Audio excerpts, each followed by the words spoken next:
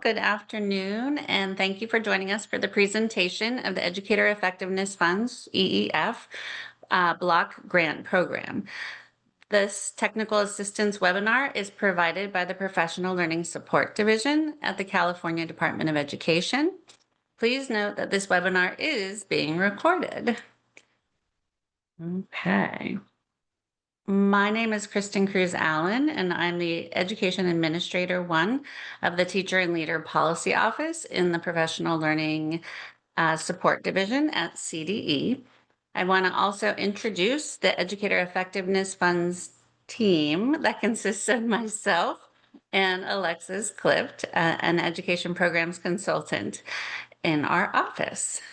Please feel free to contact us at 916-445-7331 or for a more timely response via email at eef2021@cde.ca.gov. Please try to hold your questions until the end of the presentation. The presentation will address many of your questions. For additional questions and information, please visit the CDE EEF program home webpage at https://www.cde.ca.gov/pd/EEF2021.ASP. The EEF 2021 to 26 Block Grant Program was established by Assembly Bill 130, Chapter 44, Section 22, Statutes of 2021. The law specified that EEF may be used to support professional learning for teachers, administrators, paraprofessionals who work with pupils, and classified staff that interact with pupils. AB 181, Chapter 52, Section 18, Statutes of 2022, or Education Code 41480, contains updates to the EEF, including changes in the timeline requirements and the allowable uses. The EEF block grant represents an unprecedented investment in California's educator workforce. This program provides $1,500,000 for county offices of education, school districts, charter schools, and state special schools to provide professional learning in order to promote educator equity, quality, and effectiveness. There are now 11 allowable uses of these funds. Assembly Bill, or AB 181 of 2022, added strategies to improve beginning teacher retention and support through teacher induction program. The EEF block grant includes 11 allowable uses.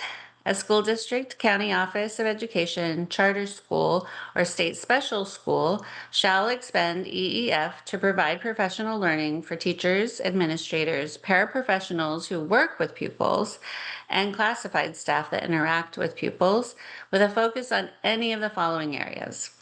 1, coaching and mentoring of staff serving in an instructional setting and beginning teacher or administrator induction. 2, programs that lead to effective standards-aligned instruction and improve instruction and literacy across all subject areas. 3, practices and strategies that re-engage pupils and lead to accelerated learning. 4, strategies to implement social-emotional learning, trauma-informed practices. 5, practices to create a positive school climate. 6, strategies to improve inclusive practices. 7, instruction and education to support implementing effective language acquisition programs for English learners. 8, new professional learning networks for teachers. 9, instruction, education, and strategies for certificated and classified educators in early childhood education. 10, instruction, oh, I'm sorry, I already did that one. 11, strategies to improve beginning teacher retention and support through teacher induction programs. For a detailed list of all the allowable uses, please visit the EEF homepage at https://www.cde.ca.gov/CI/PL/EEF2021.ASP. The EEF program includes 3 conditions of apportionment. California Education Code 41480D1 states, Condition 1, that LEA's EEF plans must have been presented and adopted in 2 separate public meetings by March 31st, 2023. Condition 2, LEAs must report EEF expenditures on or before September 30th, 2023 and September 30th, 2026. And condition 3, LEAs must not charge any of their employees for services allowable under EEF, such as induction and credentialing, from July 1st, 2022 through June 30th, 2026. AB 181, Chapter 52, Section 18 includes updates to the EEF requirements. One significant change was the deadline to present and approve a plan changed from December 30th, 2021 to March 31st, 2023. California Education Code 41480D1 states, the local plan for EEF had to be heard in a public meeting of a governing board of a charter school or governing body. Sorry, I'm going to go back. Heard in a public meeting of a governing board of a school district, the county board of education, or governing board body of a charter school before its adoption in a subsequent public meeting. This must have taken place before March 31st, 2023. Local educational agencies, or LEAs, that did not meet these requirements would have to return funds.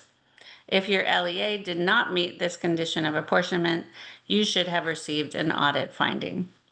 I will now hand it over to Alexis to discuss the EEF reporting requirements. Hello, everyone.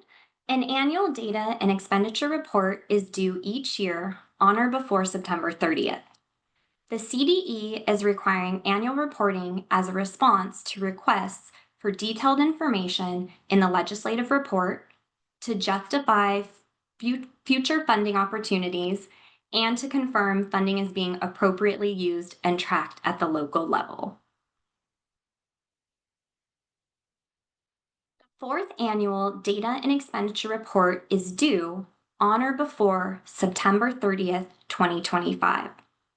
The annual reporting template and online database is now available on the EEF home webpage at www.cde.ca.gov/PD/EE/EEF 2021.ASP. All right, so the reporting template and online database includes several sections and subsections. Let's look at a breakdown of the components.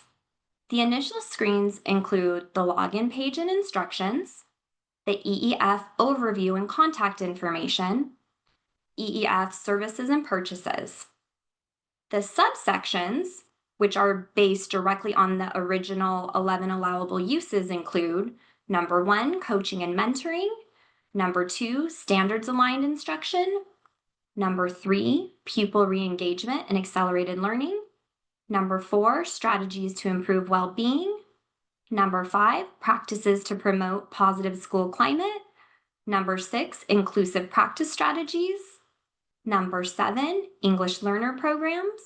Number 8, new professional learning networks.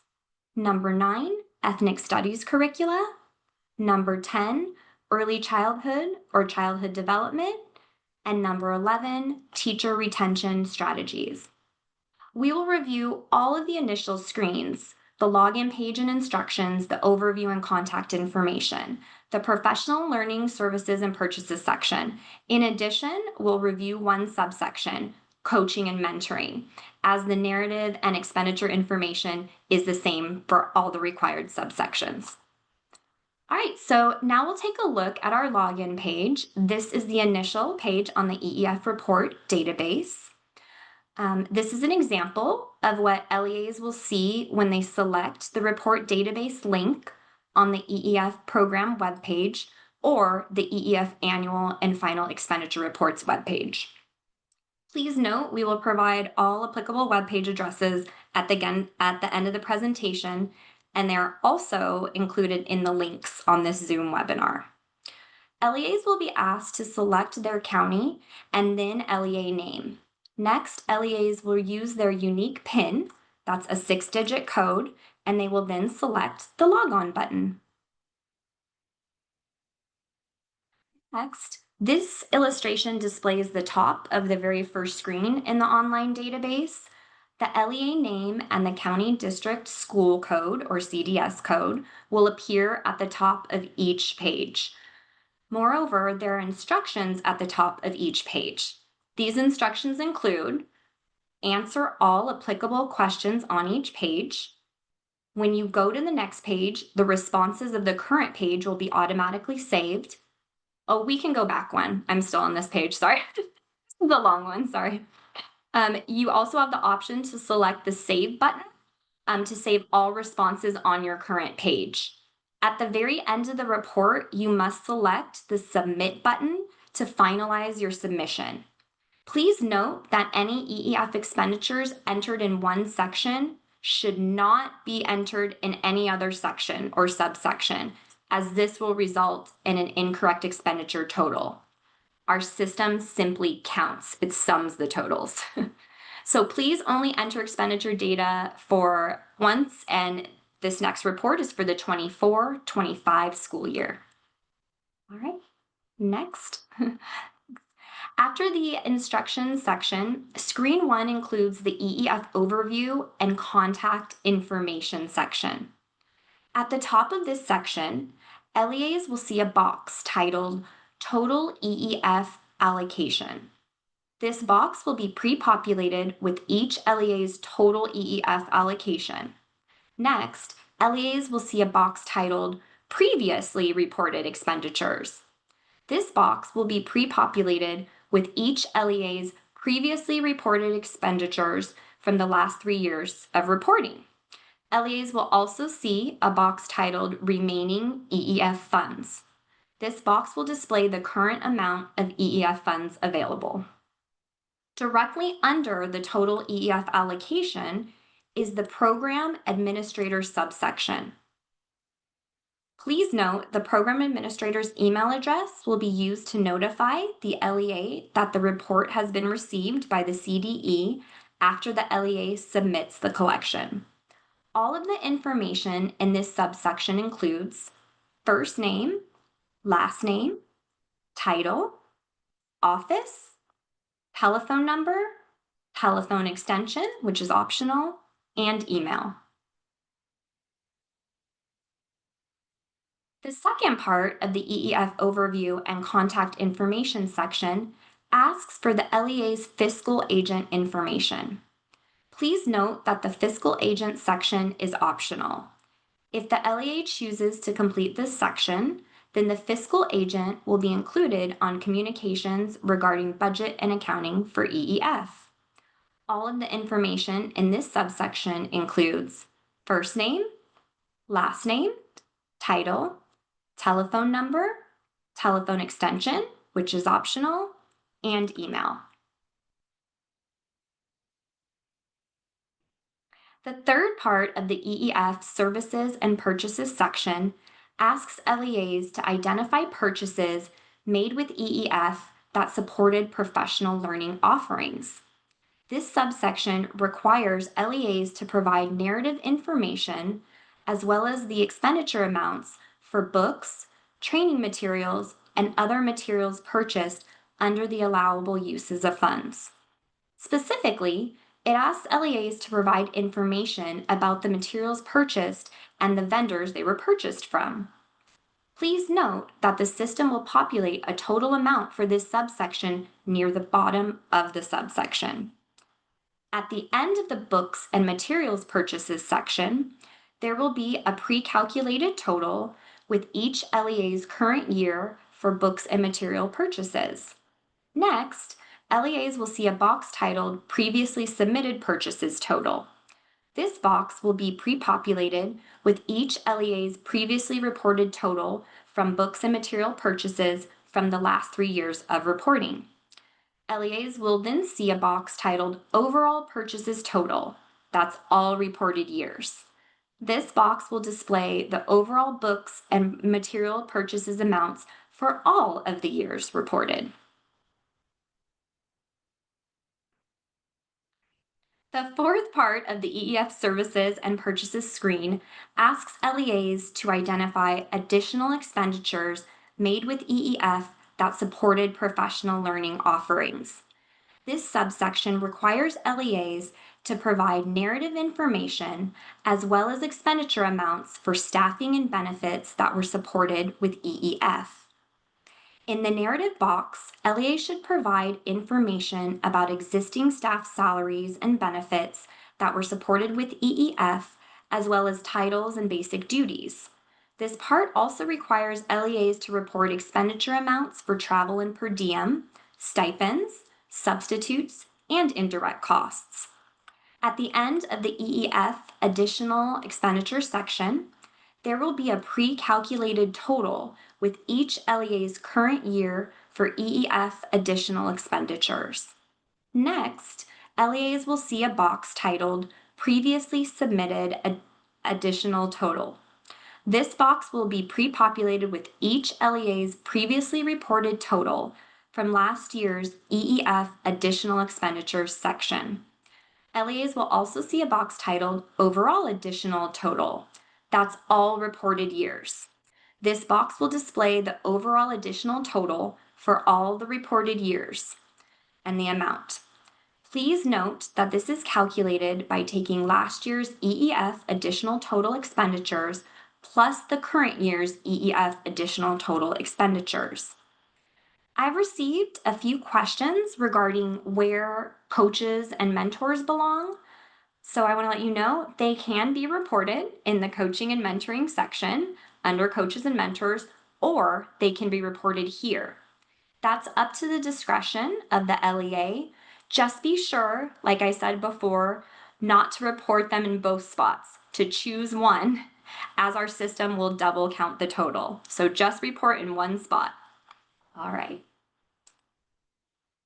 All right, the final part of the EEF services and purchases screen asks about major activities supported by EEF.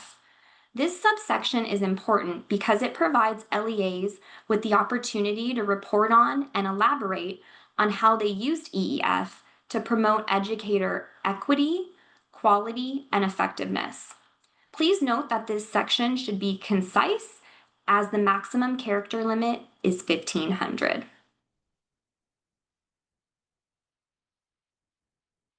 The next part of the database includes a list of subsections tied to the 11 allowable uses for EEF. This section asks LEAs to indicate which, if any, of the following categories their LEA had EEF expenditures in for the current reporting year. The 11 allowable use categories include coaching and mentoring, standards-aligned instruction, pupil re-engagement, pupil well-being, positive school climate, inclusive practices, English learner programs, professional learning networks, ethnic studies, early childhood development, and teacher retention strategies. It's important that LEAs pay particular attention to this section and make sure to select yes next to any allowable use category that was funded through EEF this year. Please note that this system will only take LEAs to the subsection reporting screens for the categories in which they selected yes. Right, so far, we've gone through the initial screens for the annual report database, including the login screen, the instructions section, the overview and context section, the EEF services and purchases section, and the EEF expenditure categories selection section. The next part of the database includes subsections tied to the 11 allowable uses for EEF. Since all of the subsections contain a very similar structure, we'll only review the very first subsection, coaching and mentoring. This section asks for LEA's information related to coaching and mentoring activities that were supported by the EEF. This subsection requires LEAs to report the number of staff members who participated in coaching and mentoring per staff type, including teachers, administrators, paraprofessionals, and other classified staff. Please note that the box under staff type, total number served, will be calculated automatically. Next is an optional narrative box that LEAs may use to provide details regarding EEF expenditures related directly to coaching and mentoring.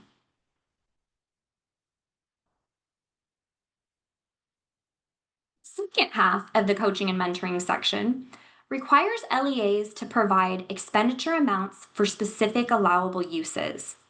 The allowable uses related to coaching and mentoring include beginning teacher induction, beginning administrator induction, retaining teachers, efforts to diversify the workforce, and other expenditures.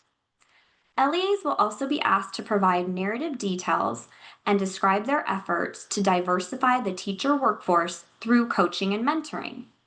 The system will populate an expenditure total near the bottom of the subsection. Please note that diversifying the teacher workforce narrative box and expenditure amount only show up in certain categories. At the end of each allowable use section, there will be a pre-calculated total with each LEA's current year total. Next, LEAs will see a box titled Previously Submitted Expenditures Total.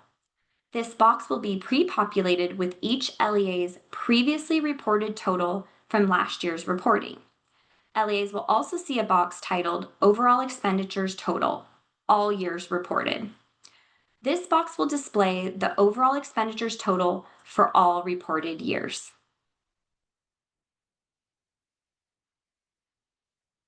The third and final part of the coaching and mentoring section asks LEAs if EEF services were provided by a vendor.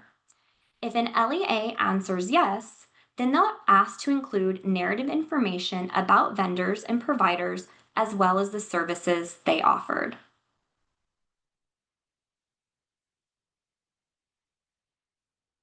After LEAs complete all of the applicable subsection categories, the database will direct them to a final screen titled Final Summary.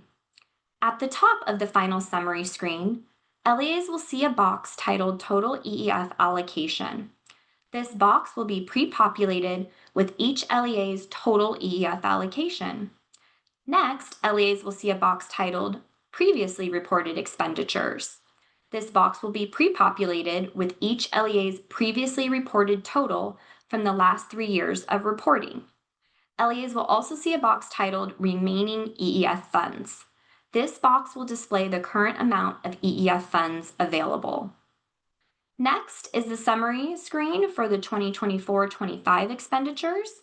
It provides a breakdown of all of the reported expenditure totals per subsection. LEAs will see their total EEF expenditures broken down by fund category. Professional learning supplies and all 11 allowable uses are reported. This part of the final summary screen includes a narrative section for LEAs to complete, only if the LEA's total reported expenditures were zero for this fiscal year. And that would be the 24-25 school year. Next is a summary screen below that for the 23-24 expenditures.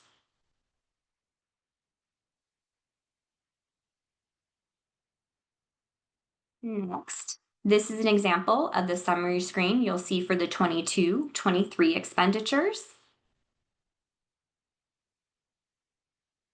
And then here's a summary screen as an example of the 21-22 expenditures that you will see. This part of the final summary screen includes a summary of LEA EEF expenditures by year, as well as the reported total overall expenditures. Finally, at the bottom of the screen, LEAs will see an electronic signature box. This box includes an acknowledgement that states, I hereby certify that, to the best of my knowledge, the information in this application is correct and complete. I support the proposed project and commit my organization to completing all of the tasks and activities that are described in the application. The authorizing official is to acknowledge the statement and type their name in the signature field near the bottom of the screen.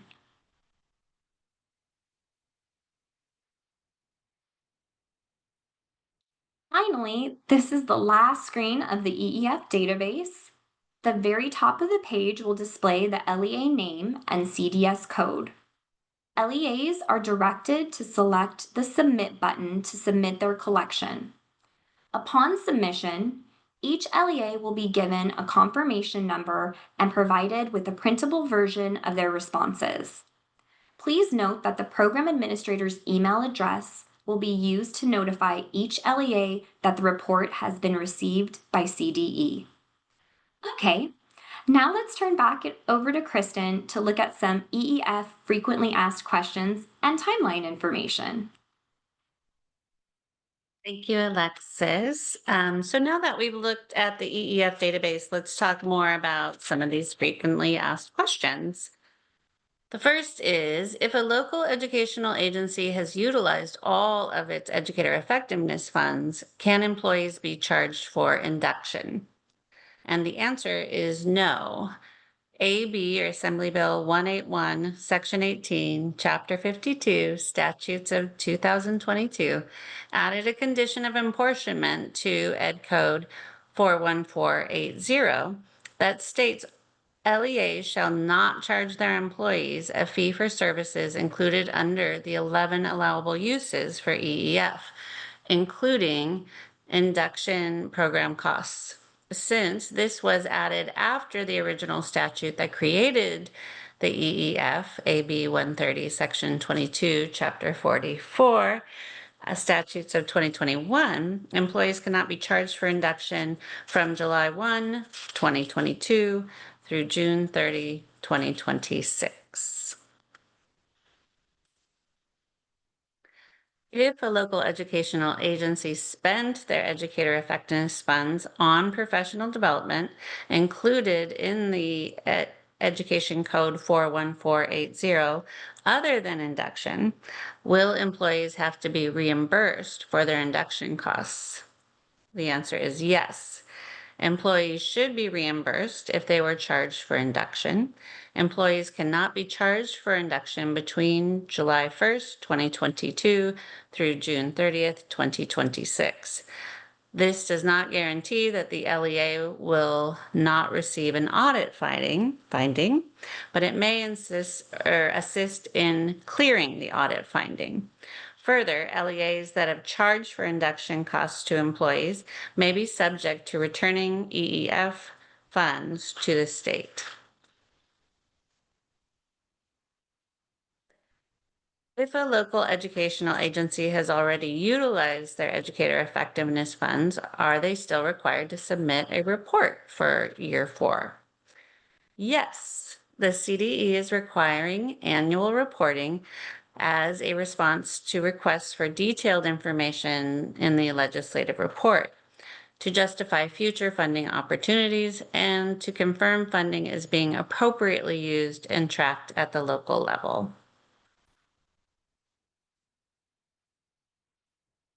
Can county offices of education use their educative effectiveness funds to support professional learning for employees of their local districts? Yes. The educator effectiveness funds distributed to county offices of education can be utilized to support professional learning for employees of their local districts. If a local educational agency finds that any of their teachers self-funded educator effectiveness funds related activities, would it be appropriate to retroactively reimburse them? Yes, it would be appropriate to reimburse employees for self-funded activities that are included in the 11 allowable uses of an EEF. This does not guarantee that the LEA will not receive an audit finding further. Oh, but it may help in assist in clearing the audit finding. Further, LEAs that charge for induction costs to employees may be subject to returning EEF funds to the state. Let's take a look at some important program dates. First, between January and May of 2022, the CDE released all of the educator effectiveness funds to LEAs. On or before March 31st, 2023, LEAs must have developed and adopted a plan which needed to be presented in a public meeting, delineating how EEF will be spent. Once again, please note that the local plan is subject to an audit. Finally, on or before September 30th, LEAs must repeat or complete their annual reports and submit them to CDE via the online database. Remember, the annual report is due every year on or before September 30th, and a final report is due next year on or before September 30th, 2026. The fourth annual data and expenditure report is due on or before September 30th, 2025. The EEF database officially opened for year 4 reporting on August 1st, 2025 at https://www.cde.ca.gov/EEF annual/. This is the last school year to spend EEF. All funds must be spent on or before June 30th, 2026. Now, let's go over some useful web pages you can visit. The EEF Home Program webpage at www.cde.ca.gov/pd/EE/EEF 2021.ASP.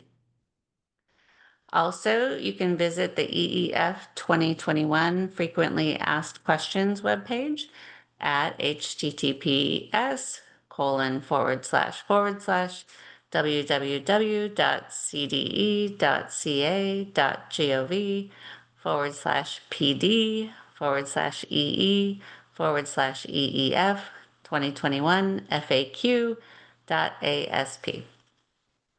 For fiscal information, visit the EEF funding webpage at https://www.cde.ca.gov/FG/CA/CA/educator effectiveness .ASP.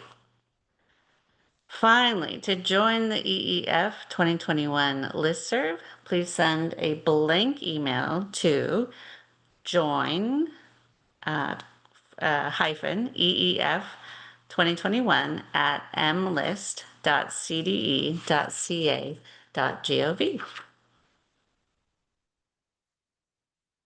For fiscal questions, including allocations and audits, please feel free to contact the School Fiscal Services Division at the CDE directly at caar@cde.ca.gov.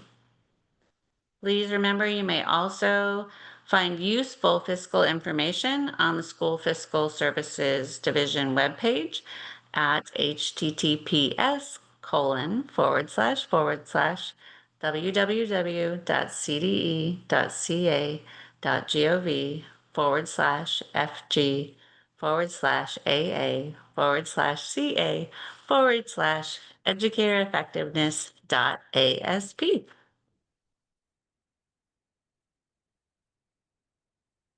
And for program information, please feel free to contact the EEF team through the Teacher and Leader Policy Office, Professional Learning Support Division.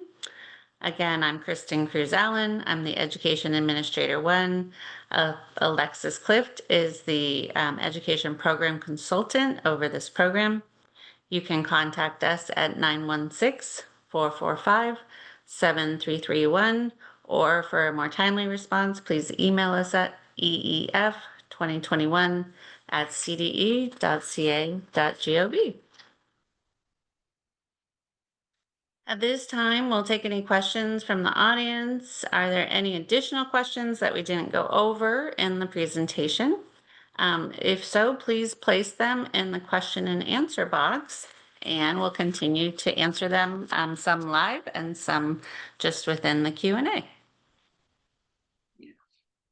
And I know we've been answering the Q&A as we've gone through, but I can take a few from here that we've been seeing. So one of the reoccurring questions is if you've already spent all of your funding, either this year or the prior year, do you need to report again? Yes, please report again. The report is required each year. Next year, that'll be the last report. That'll be the 5th one, but it's required each year, even if you've already spent out the funds. So thank you for that question. Another question that's come up a few times is these plans were approved by the local school board. If you need to make major changes, there are questions, do they need to be reapproved? Yes, we suggest if any major changes are made to your EEF plan, that you bring it back in front of your school board and present it and get an approval. We would then suggest that you keep those notes for auditing purposes. All right. Another question that keeps coming up is about where to add certain expenditures, and one of them people keep asking about is like salaries and benefits.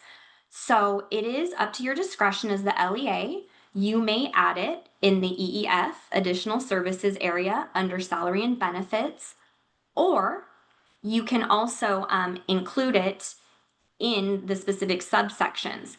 Choose one or the other, because any expenditure that you report should only be reported once. Our system is very simplistic and it just totals each entry. So only enter your expenditure one time, please. All right, I have one question in here. This is fun. If you need to revise your report, so let's say you enter the database and you go to do your year 4 report and you see you made a mistake last year. Please email our EEF office at eef2021@cde.ca.gov. We will put you on a list for a revision period. You will still complete your report as normal and do your year 4 expenditures. And then after the year 4 closes, we will open a year 3 revision period. So please, if you need any revision help, just simply email our office. All right. So other than that, I think we've answered most of them. I'm looking through here. I have one question that says, do we report the same expenditures next year? I'm not exactly sure what that means, but each year is unique. So this year for year 4, you're reporting on the 24-25 school year, right? This is the year 4 report. Next year, year 5 will be the last report for 25-26. So each year is separate and we combine these totals. I have more questions about plan revisions. Again, you can revise your plan. You need to simply bring it back to your school board for approval and save those notes for auditing. Yes, if you did not report expenses in a prior year and you found out you made a mistake, simply email our office. We'll help to handle that.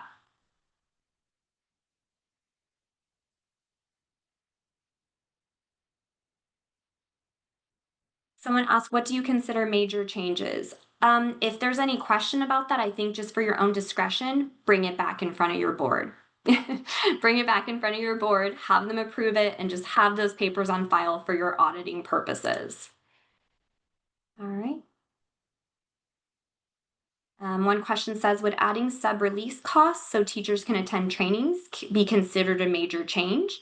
Well, if it wasn't in your original plan, yes. So simply just bring that back to the board because substitute costs are an allowable use, but you want your board to approve your plan.